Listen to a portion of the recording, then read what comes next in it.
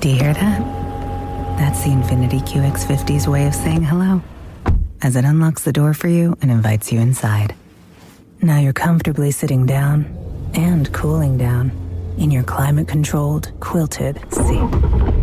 Surrounded by empowering technology, you can set your drive mode and the mood. When I popped off, then your girl gave me just a little bit of baby so cold. This is a Vault Studios production. I'm Reed Redmond. I'm Will Johnson. The show contains graphic material and is meant for mature audiences. This week on True Crime Chronicles. I think the Weld County connection where they were found was just an opportunity. That's one thing about all four of these women. They were mothers. She was the sweetest person. She was very giving, very loving. In addition to losing her mom, I think, in speaking with her, it robbed her of her sense of, safety and security. It sounded like just somebody, it wasn't like drugs or money. It was like somebody got angry at her and wanted to kill her. He's now looking for any new leads to be able to see if he can piece anything together and actually connect these four women to one soul killer or two killers or however many.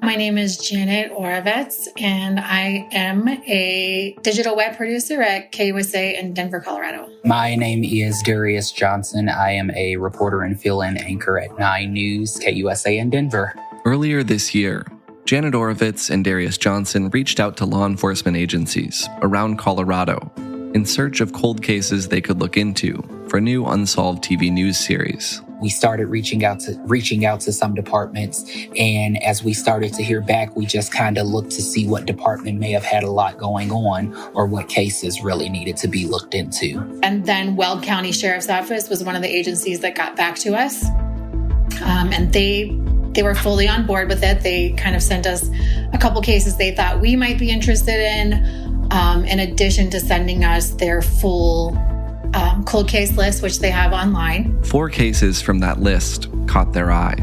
Those of Yvonne Rabb, Robin Nelson, Valerie Meeks, and Tammy Cheeks.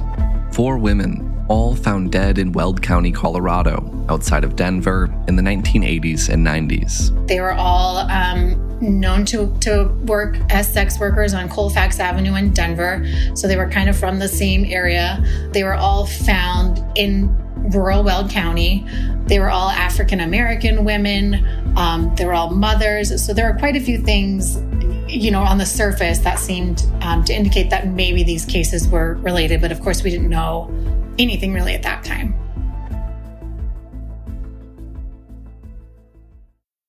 This episode is brought to you by Allspring Global Investments. Smart investing is more than just a numbers game.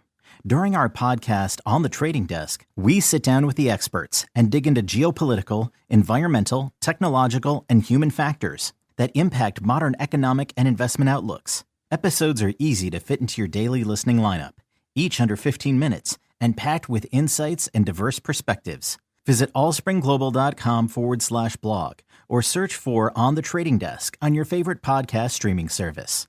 Realtors abide by a code of ethics. This is Article 9 in action. Beth, a first-time homebuyer, knew nothing about the home buying process, except that she wanted to buy a home. But her realtor had the expertise to make sure Beth understood every document, even giving her copies to review with her lawyer so Beth could close on her first home with confidence. Complicated things explained in simple terms. The difference between an agent and a realtor is real. Realtors are members of the National Association of Realtors. That's who we are.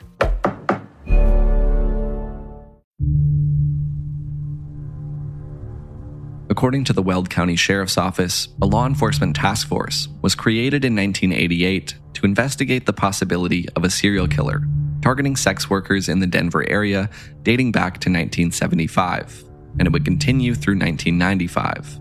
The cases of Yvonne Rabb, Robin Nelson, Valerie Meeks, and Tammy Cheeks all fit within that time frame, spanning from 1981 to 1992. The main reason we decided to look into these 4 women, there was a homicide task force set up back in the late 80s regarding sex workers who were being killed, and they were just being found dead in other places. Once we started seeing that there was this task force really focusing on this big problem, then you had these 4 specific women who all worked in a specific area, and then they were all found dead somewhere else. We were like, wait, what's going on here? And the detective kind of brought it to us as, hey, I think there is a pattern here. There could be one sole killer. I really want to get this one out there. They've never really had much media coverage. Darius Johnson and Janet Oravetz sat down with Detective Byron Castellan, who joined the Weld County Sheriff's Office in 2020 and became the department's first ever full-time cold case investigator. So for the past year, he's been going back into their case files room, reopening cases that have never been solved, going through those notes and evidence and things of that nature, reaching back out to family members to see who may still be alive, even witnesses and detectives who may have worked on those cases, just to see what traction he may be able to make and see if he's able to crack these cases or close them. I think the Weld County connection where they were found was just an opportunity. Byron Castellan is a Weld County cold case detective. Most of my job as a cold case detective is reading over what other detectives and what other people have made statements on. He's spent the last year revisiting dozens of cold cases, getting a timeline going and finding out what facts I can go on. Including the deaths of Yvonne Rabb, Robin Nelson, Valerie Meeks, and Tammy Cheeks. Just murdered, and they appeared to have been dumped off of county roads, rural areas, found by farmers or hunters sometimes. The first of these 4 cases was that of Yvonne Rabb, a 28-year-old mother, last seen alive in the fall of 1981. That was the first of the 4 victims that we were covering in our cold case series here. And her case was actually one of 5 priority cases that was assigned to Detective Castellan. Just because when he started the role, there were some cases that they were older cases, which were kind of assigned as priority, and then also having potential workable leads. So Yvonne Rabb was a mother. That's one thing about all 4 of these women. They were mothers. She was last seen on November 14th, 1981, and she was out at a bar in this area called 5 Points here in Denver. Pretty popular bar at that time. It was called Big Al's. She had been spending some time at some bars, talking to friends, playing pool. Big Al's Bar. Being so long ago, it no longer exists, but that was the name of the bar at the time. And a witness actually reported that they had seen her go into an alley with a couple other people, and they said that one of them was armed with a shotgun. That witness later reported that they heard a shotgun. The witness said that they heard a shotgun blast. They heard one gunshot. They never saw her again after that. Unfortunately, the witness was not able to identify the people that she was with. So not a good lead there, but they know that she was last seen on that night. And her body was found just the next morning in rural Weld County. And Detective Castellan noted that she had indeed been shot to death. This is about an hour north from where she was last seen. So everyone is immediately like, how did this happen? She was just seen here, and now she is found dead an hour away, about 50 miles away outside of Denver. What happened to her? One theory is that someone may have put out a contract to have Yvonne Rabb killed, but who that person might have been, investigators still don't know. Detective Castellan couldn't remember quite who it was from, but we heard it was maybe her sister, who has now sadly died. There was word that maybe there was a contract kill, that someone, for some unknown reason, wanted her dead. The problem with that, though, according to our cold case detective, is that they never had a name to associate with this, quote unquote contract kill. So that was something they looked into. But again, it was, they had this kind of someone saying this might have been a contract kill, but there was no name associated with it. He also said it didn't appear that this quote-unquote contract was related to drugs or money, and it was someone that may have been maybe just mad at her and wanted her dead.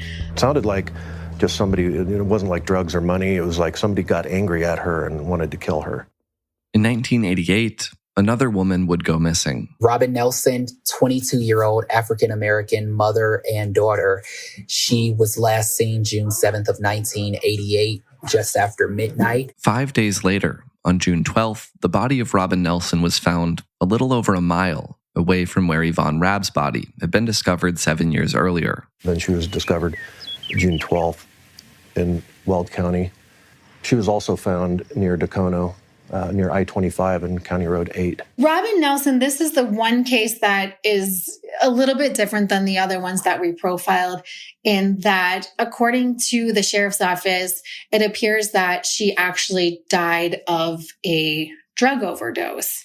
But they don't know whether this was an accidental drug overdose, an intentional drug overdose, or anything like that. So she wasn't shot. She possibly had a drug overdose.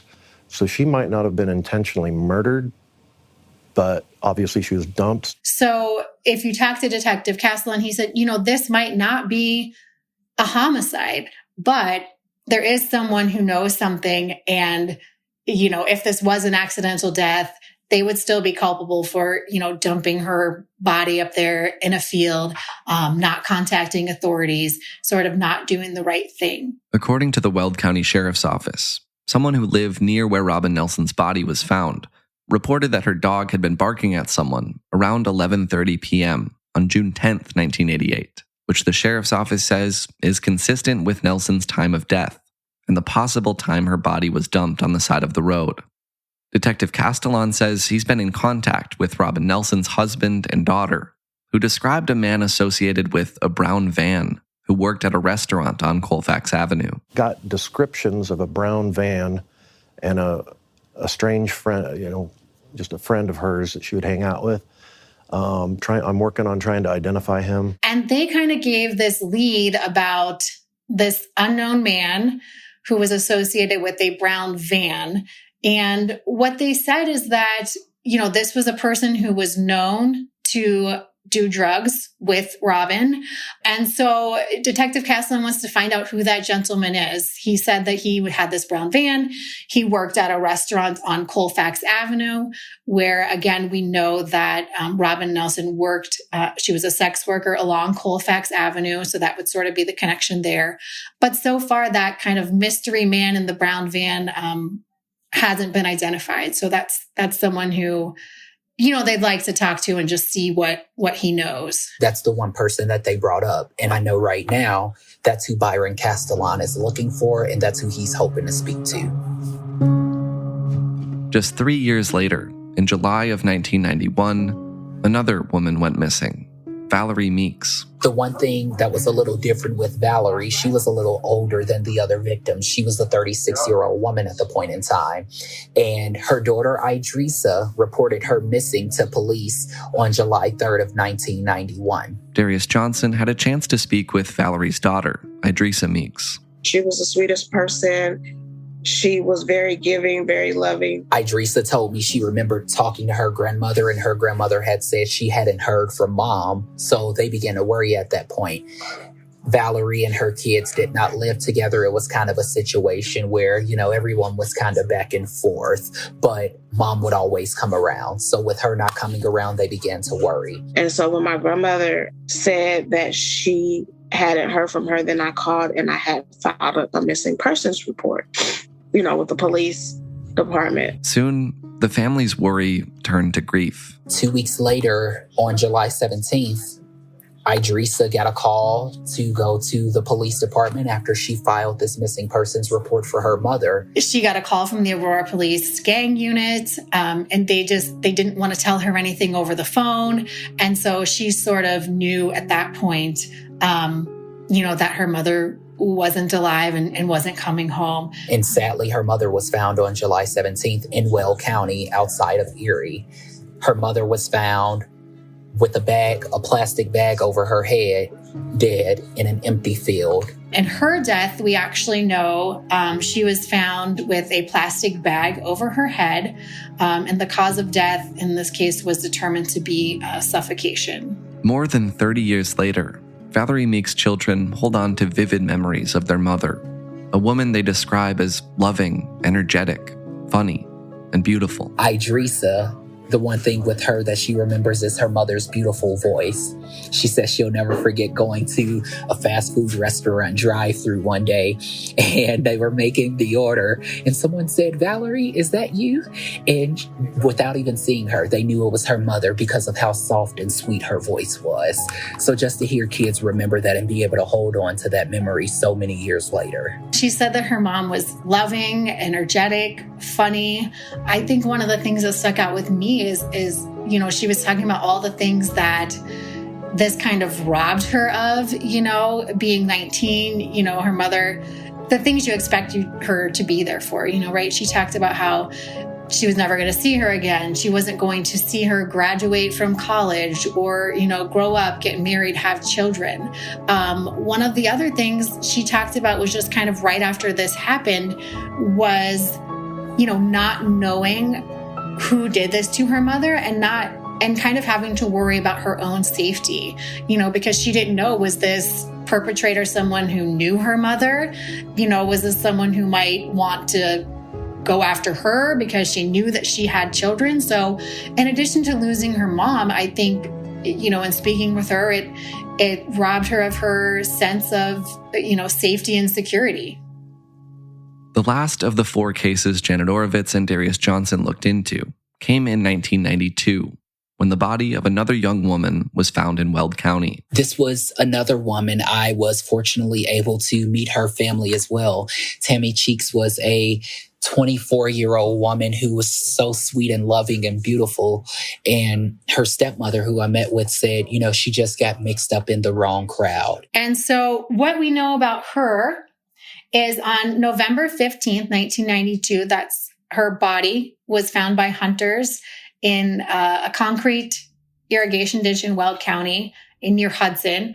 We know that she had been reported missing about a week earlier, according to the Weld County Sheriff's Office. For investigators, the details of this crime were eerily familiar. What was so crazy about this case, just the year before, Valerie Meeks had been found with a plastic bag over her head. Tammy Cheeks was also found with a plastic bag over her head. Due to the condition of her remains, a cause of death couldn't be determined in this case. But that plastic bag, that similarity to the Valerie Meeks case, caused Detective Castellan to search for other possible connections between the two. They had similar friends and associates, so it's nothing in the case file that I could find stating that they interacted like they were friends, but I imagine they would have known each other. Tammy Cheeks also had a known connection with one of the other women. She knew Robin Nelson. I'm not sure if they were close friends, but they were acquaintances. So these were women who worked in the same area and who knew each other. And you just started to look at those similarities of it. How are all of them being found dead in Weld County? So just kind of a weird coincidence there that, it appears that her death is very likely connected to that of Valerie Meeks, even, potentially maybe the same person is responsible. And then she also was an acquaintance of Robin Nelson, who was found dead in Weld County years earlier. Detective Castellan told KUSA he's looked at 3 different convicted killers as potential suspects in these cases. One was Vincent Groves. So he was a convicted serial killer who died in prison in 1996. And he was looked at in a couple of these cases, particularly with the Yvonne Rabb and Robin Nelson cases, because, those were the older cases where he would have been kind of out and about in the community and could have been responsible for those cases. But he was actually, by the time Valerie Meeks and Tammy Cheeks were killed in the early 90s, he was already in prison. So Vincent Groves obviously, could not have been connected to those 2 cases, but he was looked at for the 2 earlier incidents that we were talking about. Castellan said in the end there wasn't any substantial evidence tying Groves to any of these cases, and they couldn't interview him because he died in prison. But Castellan was able to speak with another convicted killer about these cases, a man named Richard Paul White. He had pleaded guilty to 5 murders. One of them was a friend or acquaintance of his. The 4 others were sex workers. So obviously that would be a reason that he might have been looked at in this case. According to Castellan, White would have been too young to be considered a viable suspect in the Yvonne Rabb and Robin Nelson cases. But he was 19 by the time Valerie Meeks was killed. The detective said White was forthcoming and spoke openly about the killings that had landed him behind bars. But when it came to these unsolved cases, he didn't share any information. Detective Castellan told KUSA, quote, "He said that if he killed them, he would have told me," end quote. Castellan also interviewed a man named Billy Reed, who was convicted in 2008 of killing 2 women who'd been found dead in Jefferson County, Colorado in 1989. But according to the detective, Reed also denied involvement, saying he was innocent of everything, not only the Weld County cases, but also the cases he'd been convicted of. He denied it all. He, even though he had been convicted by a jury of these 2 killings, he was very adamant that he was innocent of those killings, and he definitely had nothing to do with any of the Weld County cases that Detective Castellan was working on. With all of these interviews turning up little information, Detective Castellan has been left pursuing other avenues. So I think right now with him really ruling out a lot of those potential suspects or those persons of interest, what they were at that point in time, he's now looking for any new leads to be able to see if he can piece anything together and actually connect these 4 women to one sole killer or 2 killers or however many. Well, any tips would be very much welcome. Obviously, a confession would be big if somebody wants to come forward and confess to these murders. As with all cold cases, there's also a hope that new technology might lead to answers. The technology for DNA and any crime scene evidence that we have is advanced more now, and it's broken old cases before. But for now, the families of these 4 women, Yvonne Rabb, Robin Nelson, Valerie Meeks, and Tammy Cheeks, are left not knowing who killed their loved one. For me, it would mean a lot. It just kind of would be a relief and maybe some type of closure. For the family of Valerie Meeks, they said closure would not bring her back. But for them, it lets them know that someone cared about their mother besides them. Someone continued to work 30 years later to ensure their mother's death was not in vain. I know that's the one thing most families hope for. I know with Judy, who is Tammy Cheeks' stepmother, she's not sure what may come out of it. Many of these families have remained hopeful for so long. Some of them have now put it in the back of their mind and continuing to live their lives. Tammy Cheeks has a son who is now caring for her stepmother. So that's her pride and joy right now. That's where her focus is every day. But still, I know there isn't a day that goes by where she doesn't think of Tammy. She hopes that this will bring something. But again, she says she's not holding her breath, which I think that's also the sad part with many of these families is that they feel that way because it's been so long.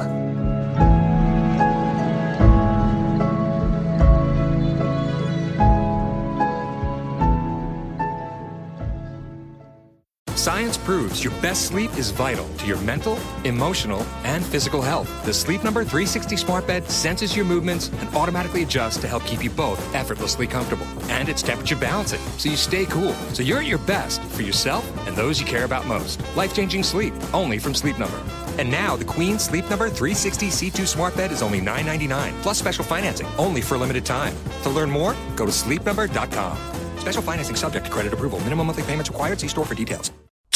That's the sound of another sale on Shopify, the all-in-one commerce platform to start, run, and grow your business. Shopify has the tools and resources that make it easy for any business to succeed, from down the street to around the globe. Reach customers online and across social networks with an ever-growing suite of channel integrations and apps, including Facebook, Instagram, TikTok, Pinterest, and more. Plus, gain insights as you grow with detailed reporting of conversion rates, profit margins, and beyond. Shopify gives entrepreneurs the resources once reserved for big business. So upstarts, startups, and established businesses alike can sell everywhere. Synchronize your online and in-person sales and effortlessly stay informed. This is the possibility, powered by Shopify. Go to shopify.com/Odyssey podcast, all lowercase, to start your free trial and get full access to Shopify's entire suite of features. Grow your business with Shopify today by visiting shopify.com/Odyssey podcast right now. That's shopify.com/Odyssey podcast. For True Crime Chronicles, I'm Will Johnson here with Reed Redmond. Reed, just a few questions about this episode. You brought up this Denver Homicide Task Force that was created in the 80s to look into unsolved cases. Talk a little bit more about that and about where these 4 cases fit into that broader investigative effort. Right. Janet and Darius look specifically in their reporting at this Weld County angle, these 4 possibly interconnected cases in Weld County. But that task force was formed to investigate killings all over the Denver metro area. I learned a little bit more about that effort from a 2019 Denver Post article in which reporter Kirk Mitchell talked about the formation of that task force. He said it involved 18 different law enforcement detectives and investigators that came together to investigate dozens of unsolved murders of young women who were taken from Denver, killed, and then dumped in rural areas surrounding Denver. And Mitchell reported that at the time in 1988, which is when this task force was formed, investigators were initially thinking one serial killer might be responsible for all or for most of these cases. And it wasn't long before they identified Vincent Groves, who, as we learned earlier in the episode, has been looked at in these Weld County cases. Before his death in prison, Vincent Groves had been convicted of 3 murders, but investigators have since tied him to other cases through DNA, and they say he could be responsible for more than a dozen killings potentially. So there was a serial killer active in the area targeting sex workers, including some who worked along Colfax Avenue. But the theory that there was one serial killer responsible in all of these different cases started to fall apart after Groves was arrested because the cases continued to happen. So then we have this question of how many killers were out there, how many of these cases could be tied to the same killer, how many could be isolated incidents. And so that's the context in which this Weld County cold case investigator is looking at the cases of these 4 women in Weld County: Yvonne Rabb, Robin Nelson, Valerie Meeks, and Tammy Cheeks. And as we heard, there are a couple striking similarities across these 4 cases, but there are also some key differences that might suggest they weren't all victims of the same killer. Right, and probably the most notable difference is the different causes of death here. Yvonne Rabb was shot. Robin Nelson's cause of death was undetermined, but investigators in that case aren't even sure that the crime they're investigating is a homicide.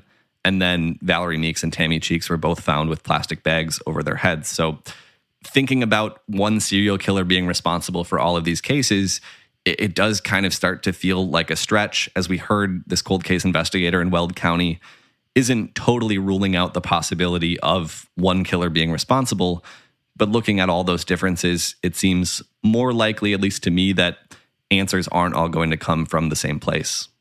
Reed, there are also some similarities here to the story we covered on last week's episode, where 5 sex workers were killed in St. Louis between 1990 and 1991.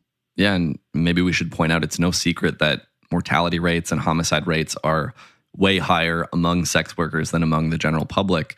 That's a reality today. It was a reality in the 90s when those St. Louis cases happened. And it was a reality in the 80s when these Weld County cases started. And it is incredibly sad to see that trend persist.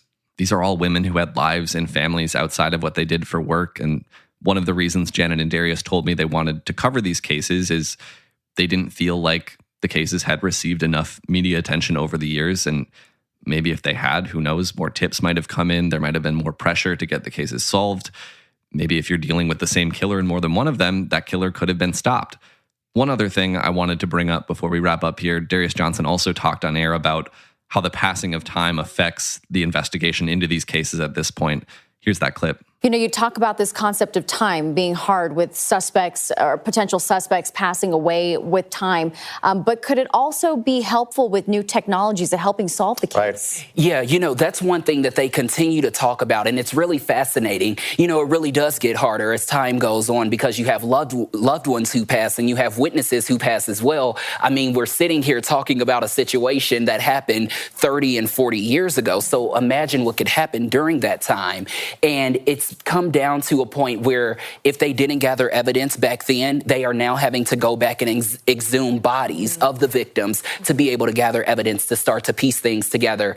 Going into their case file room, you have all of these boxes, sometimes nine boxes connected to a name, and you have to sift through all of that. Handwritten files 30 and 40 years ago. All right, Reed, thanks for bringing us the story this week. And also thanks to Darius Johnson and also Janet Oravetz at KUSA in Denver for their help on this episode. For True Crime Chronicles, I'm Will Johnson along with Reed Redmond. We'll be back next week with a new case and a new story.